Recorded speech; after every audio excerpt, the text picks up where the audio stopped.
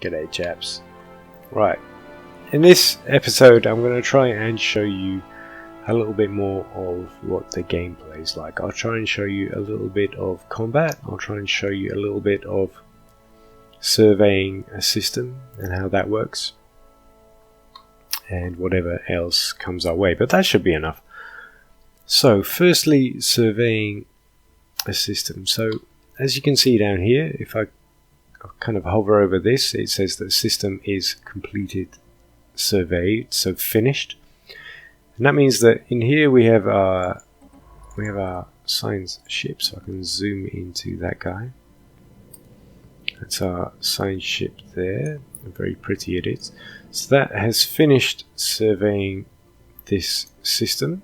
So as you can see, all of the planets have their names highlighted brightly. We have an embassy established. Interesting. So if we go back to the galaxy map here, any system which doesn't have a highlighted name, I can then click on and go survey system. The surveying system sends my science ship out there.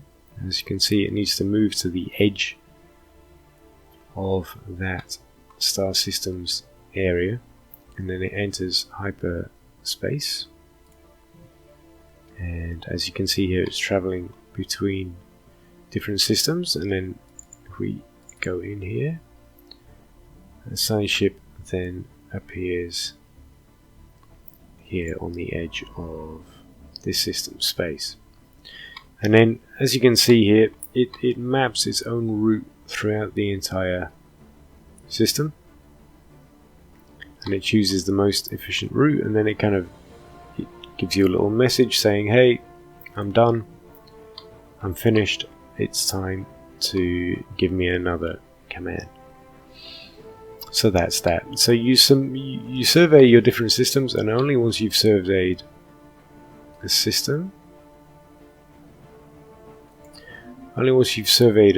does it show up as highlighted, and if you hover over it, you can see the resources that it could provide you. So you can see here, for example, Unoa, however you pronounce it, could give us 2 energy. I'll zoom in here. 2 energy, 4 minerals, and a couple of other things. That doesn't mean that you have them, it just means that you could have them. Okay, so I now have 2 colony ships. So I've just been told that construction has finished. What I was constructing here on Earth was a second colony ship, so I have one. Okay, we found an anomaly. The main thing is failure risk is only 7%. A class 12 asteroid orbits this moon. The small planetoid's orbit appears far too stable for its presence to be a natural occurrence. So this is from one of my science ships that is surveying a system. It's found something strange, and you can just tell it to go and investigate. Now back to this colony ship, we have this one we've just produced. So I'm doing this because I'm trying desperately to expand my civilization space here. I don't feel like we have enough space. I want to control more of it. So if we go to my other colony ship, here we go. I've told that to hover over this planet here. I'm hoping that this is habitable. Unfortunately, I have a feeling that it's not. No. Our current stance on xeno interference prohibits us from colonizing this world. I don't know what that means yet. I think that has something to do with technology. Unfortunately, I don't know what to do about it. So, looking for colonizable planets. Unfortunately, we have all these red signs here, and I seem to have made a mistake because I don't understand the game well enough. So I thought I might be able to colonize some of these planets, but unfortunately they're all showing as 0%, 20%, 60%, and so on. That's not enough. Even here, where's our colonizable planets? So there are, it's telling us there are 2 here. One of them is a moon, but we can't colonize that because we don't have a certain technology, ocean colonization. Then we have this other one here. We don't have desert colonization either. So I've made a mistake, and this is just a noob error. This is just part of me learning the game. This is my first playthrough, so I'm simply trying to bring you this content as soon as I can. I'm not trying to pretend that I'm particularly good at this game yet. And there doesn't seem to be very much we can do about it, so I'm going to have to return to this colony situation. I may have to disband one of my colony ships, which would be a massive waste of resources, but as you can see here in the top left, we are losing money very, very quickly because each colony ship takes an enormous amount of money to support. And that's done on purpose. It's done on purpose to stop you expanding too much too quickly. Now, with the possible chance that there might be a world here, it says here there's a Gaia world, which means potentially this could be perfect for us to colonize. It could be 100% habitable for humans. So I'm going to send in my army. As I said, I'm going to show you some combat. I want to take these guys on. And I'm going to set that running because I want to see my army get into action. And I'm going to show that to you. If we manage to take over this system, it could mean that we could colonize that planet without having to research any kind of technology, which would be fantastic, because otherwise we're not able to... Excuse me, yawning. It's the end of my Saturday. We're not able to colonize any planets otherwise.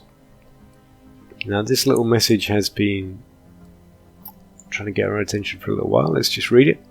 Towed asteroid. For some reason, someone has towed an asteroid into a stable orbit around the massive engine sections and braking thrusters can still be found on the surface, although they have long since been rendered inoperable. Whoever did this also mined the asteroid for minerals, but these operations were seemingly abandoned shortly after they'd begun. Interesting. Okay, that's just some random information. It's not giving us a choice. This, however, is giving us a choice. So this is Anomaly. An ancient orbital shipyard drifts in silence above this world. It has suffered significant battle damage, and entire sections of the facility are missing. I'm just going to pause this. I'll explain that in a minute. This is an ancient orbital shipyard. Let's research it. I think what you get from this research is kind of randomized. So these are anomaly alerts. I'm getting alerts that my science ships don't have anything to do, so they've finished surveying their system. I'm going to come back to that. We have a new ruler, and this is because we are a democracy. We are the UN. This is shown in government type, as you can see here.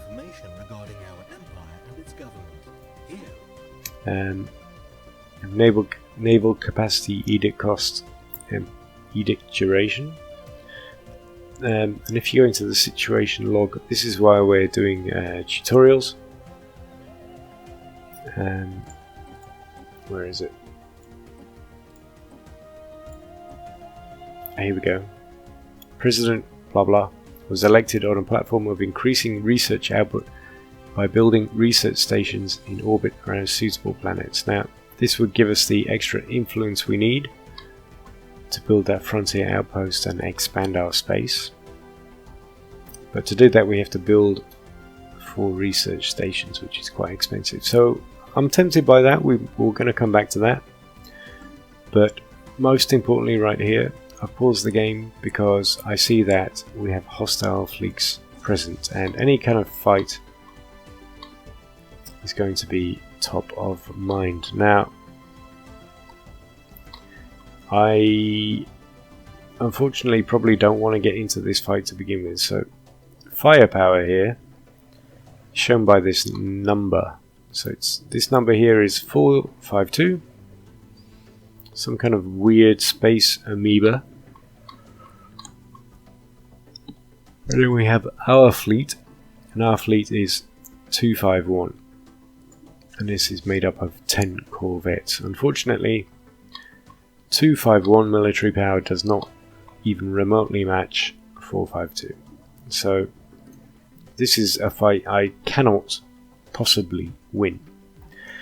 And I'm basically going to have to take my fleet, I'm going to have to change their stance from aggressive, as you can see here. I'm going to change it to evasive, which means they're going to run from the enemy, very wisely so. I'm going to have to send these guys away because they cannot win the fight, and at least the game tells me up front, you cannot win the fight, don't even bother, and I do appreciate that. So now I'm looking for another potential world to colonize. It's not looking good. Down here I'm finding a tropical world, potentially inhabitable, tropical world, Arctic world and Tomb world. However, if I click into them, I believe I don't have the Arctic colonization technology, don't have the tropical colonization technology, and I do not have atmospheric manipulations. These are all technologies I don't have yet. As you can see then, therefore, this game limits the speed at which you can expand. It really does. And it's going to limit the speed of other empires also. So I'm not going to show you the battle here because it's a fight I can't win. I would have to build another 10 plus ships just to actually take these weird amoeba things on, so I'm not going to bother doing that, but at least I show you an aspect of fighting in that instance, as in the fact we cannot do it. So colonization, unfortunately, I'm going to have to come back to this because it looks like I can't do it at the moment, and I have 2 ships. Basically I've screwed up simply because I didn't know at the time what I was doing. So I have these 2 colony ships and I don't have the technology to actually expand my colony, so I think I'm gonna, unfortunately I'm gonna have to disband this ship here simply to take away its resource. So my energy credits there have gone from -17 to just the -9, so I'm only losing 9 cash per turn. That's something I can actually live with, in the hope that I find some kind of technology that allows me to expand my empire. I'll allow that to kind of tick down temporarily, because I have really no alternative to... I really have no alternative unless I have more influence. Hostile fleet engaged. Colony ship under attack. Oh dear, our colony ship is under attack. That's not good. You boys are supposed to be getting out of here. Ooh, that's not good. It looked like we were winning that fight, surely. Okay, so my ships have disappeared. They started to take on the other fleet in a fight. So you have a look here. Second Fleet, United Nations of Earth. That's us. Total damage output 600. Damage to hull.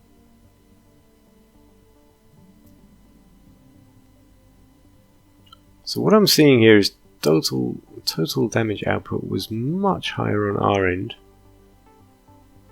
So we heard them. So even though they've got a higher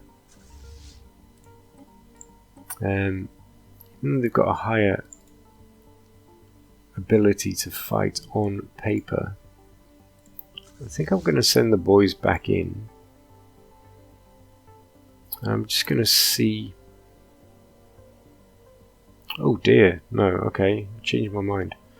These ships, as I'm looking here, if you look at this top one, hull points are 101 against 300. That means this thing nearly got screwed. Hull points are how much energy you have, how much health, how much health you have. So this only had 30% health.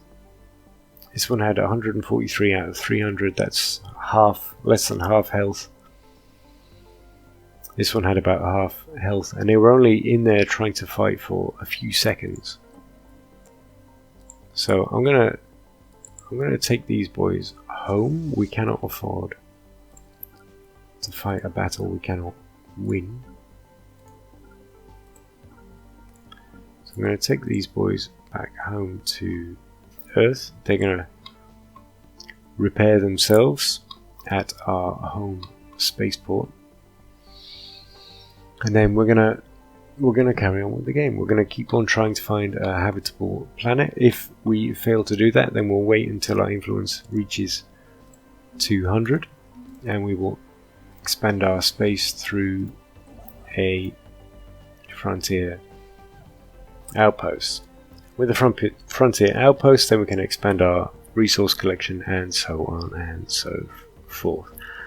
I think you're starting to get the idea here, potentially. Obviously, it's not the most, how can I put it, whiz-bang game ever. This is a slow-paced, strategic, depth, not very pretty kind of game. But if you take it as it is, and you understand what it is, of course I urge you to do that. This is a very, very nice game indeed. If you're looking for a strategy game, which of course I have been for quite a while, so I am very happy to be finding this. I really, really am. Right, boys, I think this is probably time for me to end it here. I hope you've enjoyed this little look again at Stellaris, and I hope you'll join me in the next one. Ciao for now.